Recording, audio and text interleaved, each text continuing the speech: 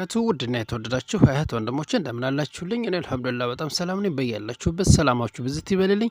ዛሬም እንግዲህ እንደተለመደው የተለያዩ ትምህርቶችን ይዤላችሁ ብቅ ብያለሁ። እስከ መጨረሻው እንደምትከታተሉኝ አልጠራጠርም። የማታውቁን ካላችሁ ሰይድ ወርቁ እባላለሁ። ቻናሌን ከወደዳችሁት ላይክ፣ ሰብስክራይብ፣ ሼር ማድረጋችሁ እንዳትረሱ ማለት ነው።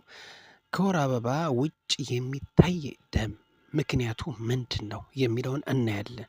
ከወር አበባ ዑደት ውጭ የሚታይ መጠነኛ የደም ጠብታ ወይንም ፈሳሽ በተለያዩ ምክንያቶች ሊከሰት ይችላል። ይህ ሁኔታ አንዳንዴ ቀላልና በራሱ የሚጠፋ ሲሆን፣ ሌላ ጊዜ ደግሞ የሕክምና ክትትል የሚያስፈልገው ሊሆን ይችላል። ዋና ዋና ምክንያቶቹ የሚከተሉት ናቸው። አንደኛ፣ የሆርሞን መለዋወጥ። የእንቁላል መፈልፈል። አንዳንድ ሴቶች እንቁላል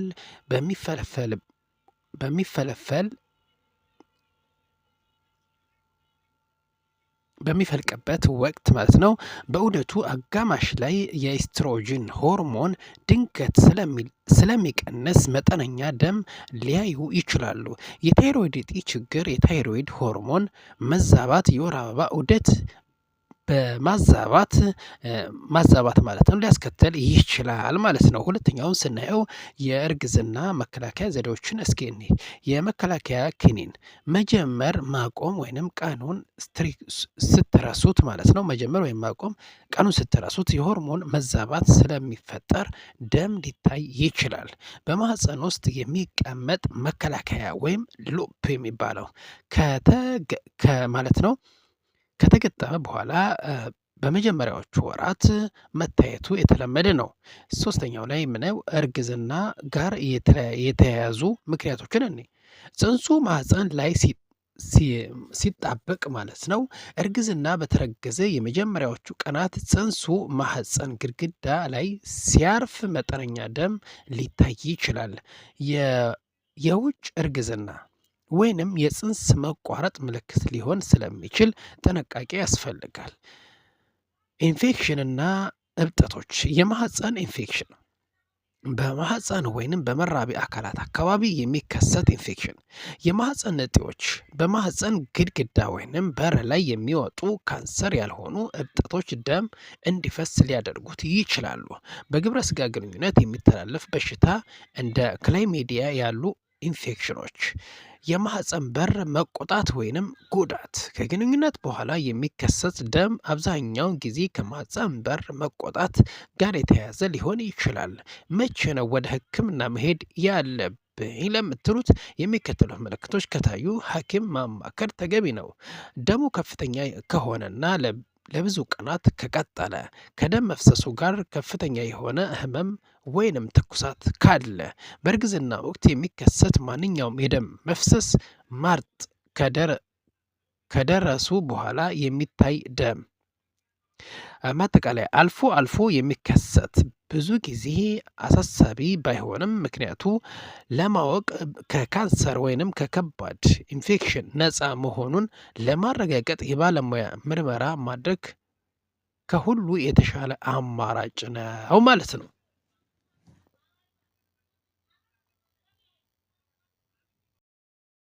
እሺ፣ ሌላው የምናየው ማለት ነው የኩላሊታችን ዋና ዋና ተግባራትን እናያለን ማለት ነው። ኩላሊት ከሰውነታችን ዋና ዋና የሰውነት ክፍሎች አንዷ ስትሆን የሚከተሉት ደግሞ ዋና ዋና ተግባራቶች ናቸው። አንደኛ፣ መርዛማ ነገሮችን በማጽዳት ደም ማጽዳት። ኩላሊት ደም ነጥሎ አላስፈላጊ ንጥረ ነገሮችን ማለት ነው እና ሌሎችንም መርዛማ ነገሮችን ከሰውነት ያስወግዳል። ሊወገዱ የነበሩ ጠቃሚ ንጥረ ነገሮች ፕሮቲን እና ግሉኮስ ሚኔራሎች ከኩላሊት ቱቦ ወደ ደም ይመለሳል ማለት ነው።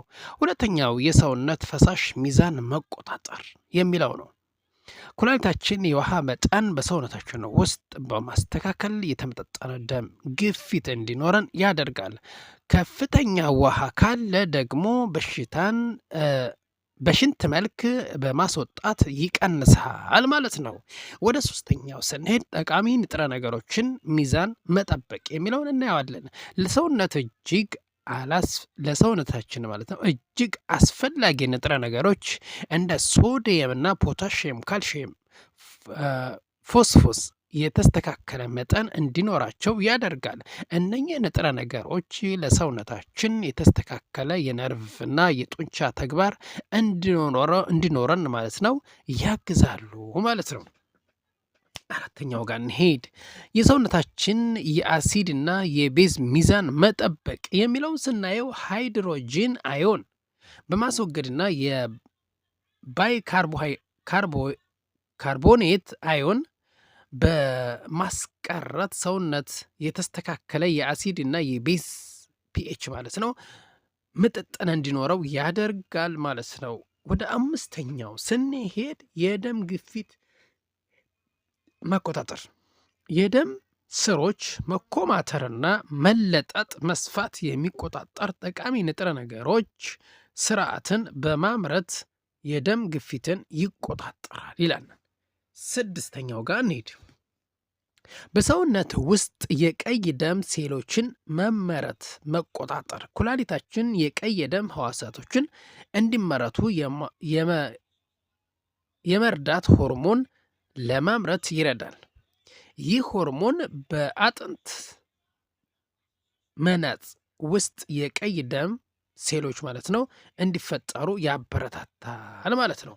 ወደ ሰባተኛው ጋር ስንሄድ የአጥንት ጥንካሬ መቆጣጠር፣ ኩላሊታችን የአጥንት ጥንካሬ የሚቆጣጠሩ ንጥረ ነገሮችን ያመርታል።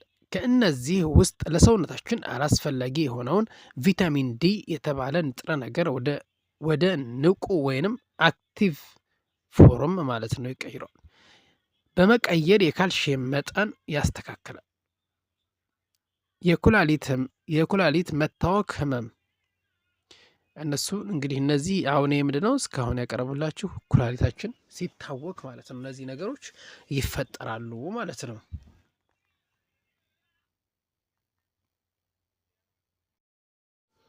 እሺ ሌላው የምናየው ስለ ንብ ነው።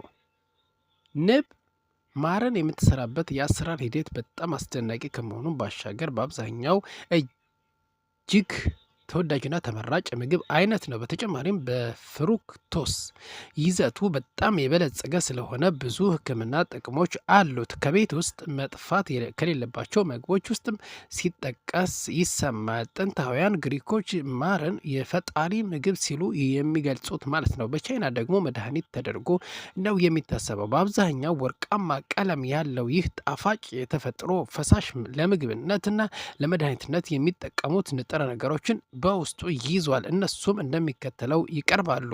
የካንሰርና የልብ ህመምን ይከላከላል። የተፈጥሮ ማር ፍላቮንዲና አንቲኦክሲደንት በውስጡ ይዟል። እነዚህ ንጥረ ነገሮች በካንሰርና የልብ ህመም መጠቃት እድልን ይቀንሳል። ሁለተኛ የአንጀት ቁስለትን ይከላከላል። ማር አንጀታችን በባክቴሪያ እንዳይጠቃና በተለያዩ ምክንያቶች እንዳይቆስል ይከላከላል። ሶስተኛው ማር ጸረ ባክቴሪያና ጸረ ፈንገስ አለው። በኒውዚላንድ ዋይክቶ ዩኒቨርሲቲ የማር ምርምር ክፍል ዳይሬክተር የሆኑት ፒተር ሞላን ሪፖርት እንደሚያሳየው ማር ጸረ ባክቴሪያ ባህሪ አለው። የዚህ ምክንያት ንብ ማር ውስጥ ሃይድሮጂን ፐር ኦክሳይድ የተባለ ኢንዛይም ስለምትጨምርበት መሆኑ ተረጋግጧል። አራተኛው የአትሌቶችን ብቃት ይጨምራል። የበፊት አትሌቶች ብቃታቸውን ለመጨመር ማር ይጠቀሙ ነበር። ይህ ተግባር በአሁኑ ዘመናዊ አትሌት ስልጠና የተረጋገጠ ሲሆን የግላይኮጅን መጠንን በማመዛዘን ጉልበት እንዲያገኙ ይረዳል ማለት ነው። አምስተኛው ማር ሳልና የጉሮሮ ህመምን ይቀንሳል። ቀይ ማር ለሳል በጣም ጠቃሚ ነው። ጥናቶች እንደሚያመለክቱት ከሆነ በ110 ህጻናት ላይ በተደረገ ጥናት መሰረት እኩል መጠን ያላቸው ቀይ ማር አንዳንድ ማር ማለት ነው እና ዴትሮሜትሮፌን ተመሳሳይ በሆነ ሁኔታም አመሻሽ ላይ የሚነሳን ሳል የማስታገስ አቅም አላቸው። በተጨማሪም ሰላማዊ እንቅልፍ እንድንተኛ ያደርጋል ማለት ነው። ስድስተኛው 5ቱ ንጥረ ነገሮችን ያመጣጥናል። ማር እይታ እና የክብደት መቀነስ ያሻሽላል። ስንፈተ ወሲብንና ቅድመ ዘር ፍሰትን ይፈውሳል። እንዲሁም የሽንት መስተጓጎልን፣ የመተንፈሻ አካላትን ስርዓቶችን፣ ተቅማጥን እና ማቅለሽለሽን ማለት ነው ይከላከላል። 7ኛው ማር በደም ውስጥ ያለው የስኳር መጠንን ይቆጣጠራል። ማር ምንም እንኳን አነስተኛ መጠን ያለው ስኳር ቢኖረውም ሰው ሰራሽ ከሆነ ስኳር ጋር ግንኙነት ተመሳሳይ አይደለም። በደም ውስጥ ጥሩ ፍሩክቶስ እና ግሉኮስ ቅንጅት እንዲኖር በማድረግ ይቆጣጠራል። በተጨማሪም አንዳንድ የማር አይነቶች አነስተኛ ወይንም ዝቅተኛ የስኳር መጠን ስላላቸው የደም ስኳር መጠንን እንዳይዋዥቅ ያደርጋል። 8ኛው ማር ቁስልን እና ቃጠሎን ይፈውሳል። ማርን በውጨኛው የሰውነት ክፍል ላይ ከሲልቨር ሰልቫዚያን አብረን መጠቀም ፍቱን መድኃኒት ነው። በማር ውስጥ ያሉ ቀላል